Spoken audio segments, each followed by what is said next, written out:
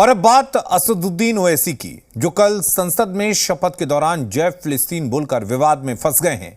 BJP उनको संसद से निष्कासित करने की मांग कर रही है तो ओवैसी भी तने हुए हैं। इन सब के बीच एक नियम का हवाला दिया जा रहा है। तो क्या माना जाए कि कोई ऐसा नियम है जो संसद में कुछ भी बोलने पर रोक लगाता है? और अगर ऐसा है तो फिर किस तरह की कार्रवाई हो सकती है? क्या वाकई ओवैसी की संसद सदस्यता जा सकती है? क्या ओवैसी ने जय फिलिस्तीन बोलकर बड़ी मुसीबत मोल ली है?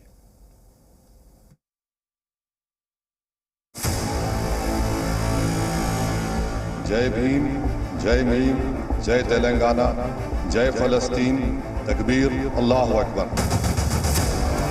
अब ओवैसी ने क्या सोचकर जय फिलिस्तीन का नारा बुलंद किया, ये तो वही जाने। लेकिन अब उसी नारे ने उनके खिलाफ मोर्चा खोलने का दरवाजा खोल दिया। बीजेपी ने कहा असदुद्दीन ओवैसी की संसद सदस्यता रद्द की जाए।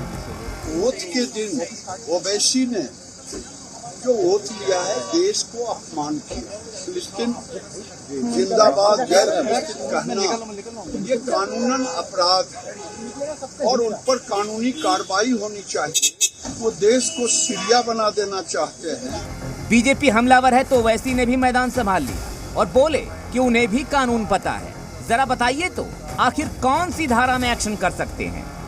I also know a little bit of constitution. These empty threats will not work on me. अब ओवैसी का बचाव अपनी जगह, लेकिन सवाल तो उठ ही रहा है कि क्या कोई सांसद लोकतंत्र के मंदिर के अंदर खड़े होकर किसी दूसरे देश की जय जयकार कर सकता है? और क्या ऐसा करने पर उसकी सदस्यता खतरे में पड़ सकती है? 103 जो है वो ये कहता है कि जो डिस्क्वालिफिकेशन होगा, उस डिस्क्वालिफिकेशन का अगर क्वेश्चन आता है किसी भी हाउस ऑफ पार्लियामेंट का या कोई और सब दूसरे जो डिस्क्वालिफिकेशन है सेक्शन 102 में, तो वो डिसीजन के लिए प्रेसिडेंट को भेजे जाएंगे और जो प्रेसिडेंट का डिसीजन होगा वो फाइनल होगा। और प्रेसिडेंट उसका डिसीजन देने से पहले वो जो इलेक्शन कमीशन है, इलेक्शन कमीशन की ओपिनियन लेंगे।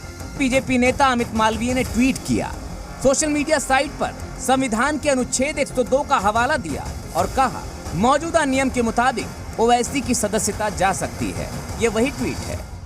अब जब बात अनुच्छेद 102 की आई है तो ये भी समझना जरूरी है कि आखिर ये 102 वाला कानून है क्या और ये ओवैसी की बयानबाजी के लिए क्या खतरनाक हो सकता है।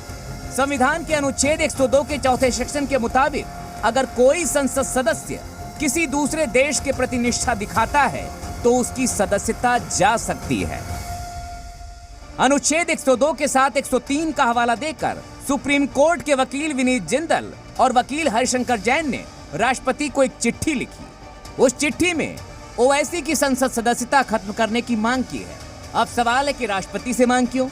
क्योंकि अनुच्छेद 103 के तहत निहित शक्तियों का इस्तेमाल सिर्फ राष्ट्रपति ही कर सकता है। ये शक्ति सिर्फ राष्ट्रपति को ही दी गई है। जय फिलिस्तीन का नारा उस मन से लगाना यह साबित करता है कि वो कहीं ना कहीं से विदेशी शक्तियों से मिले हुए हैं और उस राज्य के प्रति उनका समन्वय है, उनका झुकाव है। हालांकि कल संसद में ओवैसी के जय फिलिस्तीन कहने के बाद बीजेपी सांसदों के कड़े विरोध के बाद प्रोटेम स्पीकर ने ओवैसी का बयान लोकसभा की कार्यवाही से हटा दिया है। लेकिन यह हंगामा अभी भी नहीं हटा है और ये कितना लंबा खींचेगा, ऊंट किस करवट बैठेगा, फिलहाल इंतजार करिए। ब्यूरो रिपोर्ट, जी मीडिया।